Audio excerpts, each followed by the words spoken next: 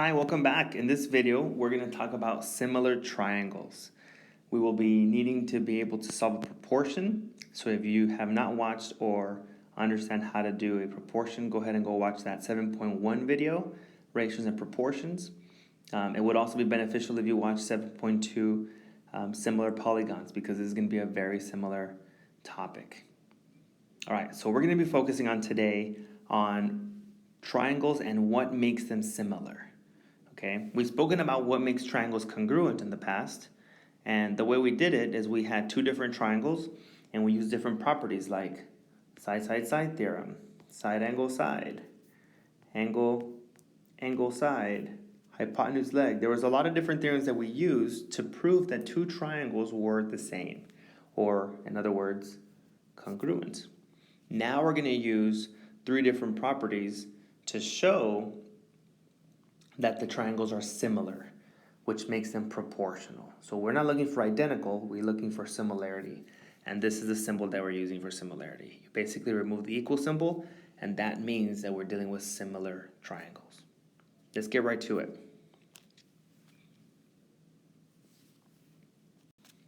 In this first example, the first theorem that we're going to be using is called side similarity. Notice how there's a squiggly line right next to the side part.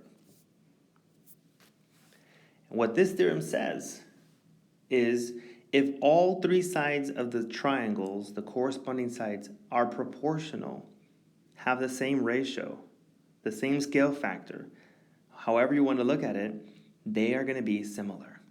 So here we have all three sides. We're going to look at the corresponding parts or pieces, and we can see that 3/6 will have the same ratio as 5/10 and 4/8. If you simplify all of these, notice how this one comes down to 1/2. This simplifies down to 1/2, and the last one simplifies to 1/2. So since all three sides of these two triangles are proportional, through side similarity, we have proportional triangles. If everything on the other side has the same ratio, they are similar. In this next theorem, notice how we only have two sides, but we are given an angle in the middle that are congruent. These two angles are the same. So now, when I have a side, an angle, and a side, for both of them, side, angle, side, we can prove through side angle side similarity, we can prove that these are going to be proportional if the two sides given have the same ratio. So all we have to do is check. Is 8/6 the same ratio as 20/15? So we simplify a little bit. On the left side, 8 and 6 are both divisible by 2. 8 divided by 2 is 4, and 6 divided by 2 is 3. On the right side, 20 and 15 are both divisible by 5. 20 divided by 5 is 4, and 15 divided by 5 is 3. Since both sides given are proportional, they have the same ratio, we have side angle side similarity. As long as the angle is right in between these two sides and there's congruent and the two other sides are proportional, these triangles are similar. Everything else that we don't know about them, right? Everything else like this side will also be similar. So if we were looking for another piece of information, we can use the fact that we know they're similar to find the proportionality, the missing pieces. And this is our last theorem to prove the similarity. Notice that we're not given any of the sides in this situation. All we're given is angles. Just the angles. This is called angle-angle similarity if two of the angles of a triangle are congruent. We assume that the third missing angle, this piece right here in the middle, we assume that this third piece is also going to be congruent, because if you add both 75 and 31 and you subtract it from 180, you should get the exact same for both angles. So technically this could be considered angle similarity or just angle similarity. So as long as you know that the two angles that are given are congruent, the triangles will always be similar. Always. If the angles are the same, the sides are proportional. Okay? So we have three theorems to prove that two triangles are proportional to each other. Side, side, side, side, or angle. So now that we know that triangles are similar, let's do a proportion. Let's try a practice problem here with triangles and what we would expect to look at. When you're looking at this picture, there's two ways of looking at it. The way that we're going to focus on is you can assume that we have a triangle inside of another triangle. I'm going to do the other one in red. I have two triangles. I have one inside of the other. Okay? Now, these are going to be proportional to each other because we have parallel lines here next to each other and because they both share angle L. So the two sides on the top, right? We have sides on the top, an angle, and a side. This is side, angle, side similarity. Now, I'm going to draw these two triangles separately so you can see what we're looking at as a proportion. I'm going to start with the red one. I'll keep that one in red. Have the red triangle, the bigger one. That's not quite what the picture looks like, but we'll try it again. Okay, here we have L, we have N, and we have J. The length of LJ is 24. The other length, LN, is going to go from L all the way to N, which means I have to combine this segment and this segment to get there.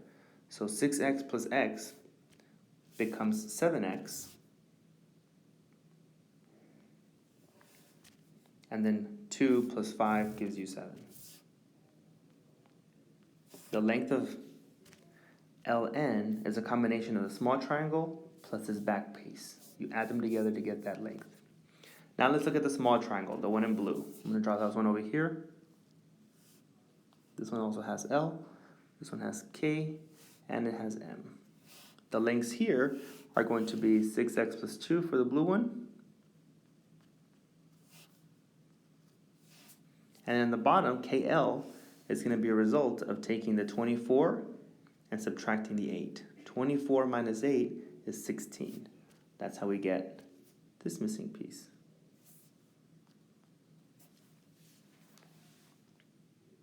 So all we have to do here, we have side, angle, side similarity.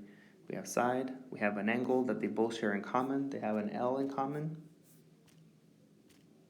This is side, angle, side similarity. So because they're similar, we can do a proportion between them. And this is how we set it up.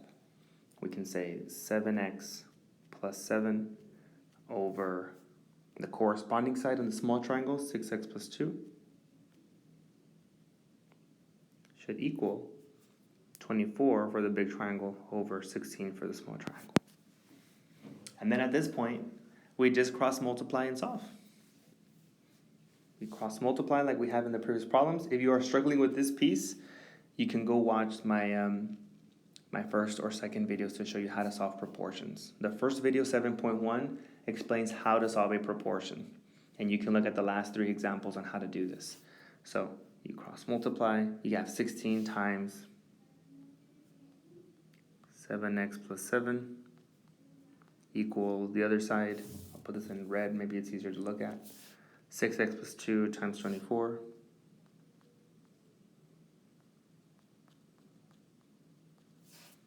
And then we just solve. This becomes a basic algebra 1 problem, but because you're multiplying by 2 terms, you have to do distributive property. So the first part, you have 16 times 7x. All right, we're going to distribute. 16 times 7x gives you 112x. 16 times 7 is 112. On the other side, I have 24 times 6, which is 144x, and 24 times 2, which is positive 48. At this point, I have to combine like terms. I'm going to move the x to the right because that's where the positive or the greater numbers are at. So if I move the 112 over, I subtract 112x on both sides. I'm left with 112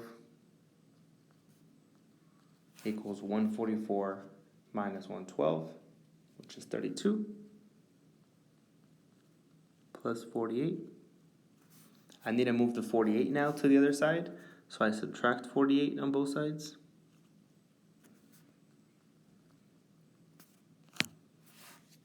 I'm running out of space here, but I'm left with 112 minus 48, you get 64,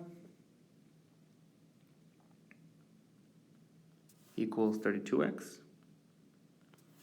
To leave x alone, we divide both sides by 32. X equals 2. So to follow a little bit of a path here, this is what I did. I'll do it in green. I started here, I went to the right, and then I went down, and then I finished the problem on this side. If you're struggling with this solving for example, remember, you can always go back to my first video, 7.1 ratios and proportions, and you can see how I solve for x. The biggest thing here is identifying that we have two triangles, a triangle within the other one, and because they both have L in common, it makes them proportional.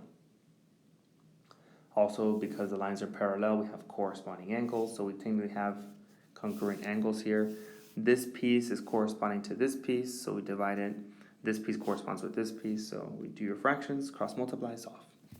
Anyway, I hope this has helped. Please let me know if you have any questions. Go ahead and like the button, click the like button, and if you haven't subscribed, go ahead and do so right now. And as always, we'll calculate later.